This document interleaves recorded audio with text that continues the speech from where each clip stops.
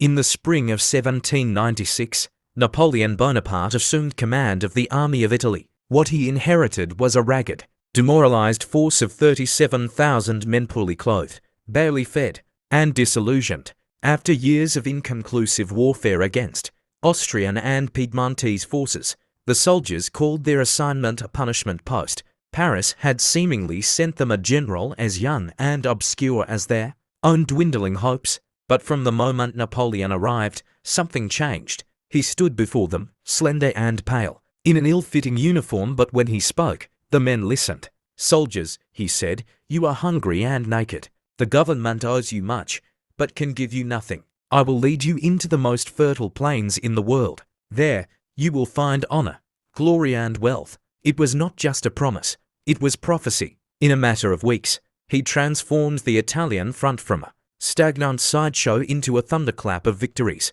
His tactics were swift, unorthodox, and utterly lethal. Rather than attacking along predictable lines, he moved his army in flexible columns, striking weak points with overwhelming speed. He defeated the Piedmontese at Montenotte, forced the surrender of Sardinia, and marched into Lombardy before the Austrians even understood his strategy. At Lodi, under fire, Napoleon led the charge across the bridge himself, a moment that cemented his legend. Afterward, standing amid the smoke and blood, he confessed to a fellow officer, "It was only then that I saw myself as a man of destiny." But victory was not enough. Napoleon understood the theatre of power. As his army swept across northern Italy, he treated war as both campaign and performance. He issued proclamations to local populations in the language of liberation, while simultaneously stripping cities of their wealth. Statues, gold, paintings, the treasures of Italy, were boxed and shipped to France as gifts of liberty.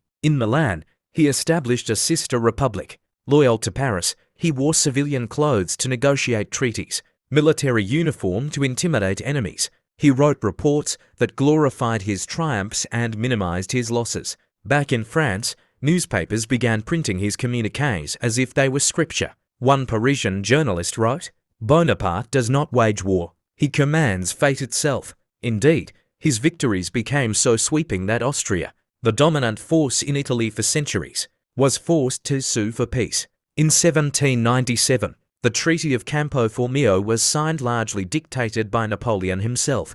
Without permission from Paris, he had redrawn the map of Europe. He returned to France not just as a general but as a national hero. And yet, even in the flush of success, Napoleon saw the fragility of fame. "A soldier is nothing without victory," he whispered to his aide.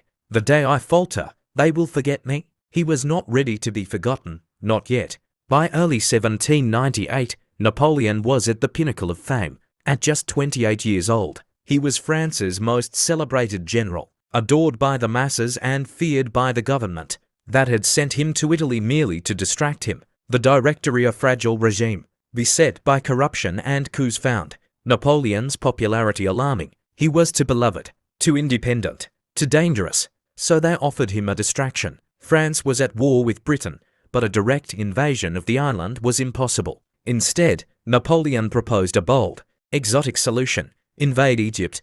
The goal was strategic. By seizing Egypt, France could threaten British trade routes to India, undermine their global empire, and expand French influence in the East. But for Napoleon, Egypt meant more than strategy. It was legacy. "Europe is a molehill," he told his inner circle. "All great glory is in the Orient." He dreamed of Alexander, of Caesar, of building an empire beyond Europe's reach. He wanted conquest not just of land, but of memory, to step beyond the politics of Paris and into the realm of myth. And so, in May 1798, he sailed from Toulon with a massive fleet, 300 ships, 38,000 men, and a retinue of scholars, scientists, artists, and engineers, the famed savants, who would document Egypt's treasures and reveal its mysteries. It was not merely a military expedition, it was a civilizational one. On July 1st, he landed near Alexandria. The conquest began swiftly. Alexandria fell,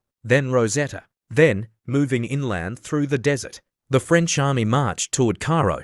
The heat was suffocating. The men fainted, their lips cracked, their boots melted. Scorpions crawled into tents. Sandstorms swallowed the horizon. And then on July 21, 1798, Napoleon faced the Mamluk cavalry at the Battle of the Pyramids. The Mamluks were fearsome horsemen, armored and ancient, wielding curved sabres, but Napoleon's squares tight formations of musket fire and bayonets tore through them with ruthless precision. Thousands died. The Nile ran red. As dust rose against the pyramids, Napoleon turned to his troops. Soldiers, from the heights of these pyramids, 40 centuries looked down upon you. It was theatre, and it worked. Cairo surrendered days later, but even as he paraded through the ancient city in triumph, cracks were forming. A sea lost. Back in the Mediterranean, disaster struck. Admiral Horatio Nelson of the British Royal Navy caught the French fleet anchored in Aboukir Bay in a surprise nighttime attack. The Battle of the Nile erupted, and by dawn, nearly the entire French fleet was in flames. Napoleon was stranded. The loss severed him from France. He was isolated in a foreign land, with no reinforcements, no ships, and the British controlling the sea. To make matters worse, the Egyptian population, initially bewildered but passive, began to rebel. Cairo erupted in a brutal uprising. Napoleon crushed it, but the cost was high in blood and credibility.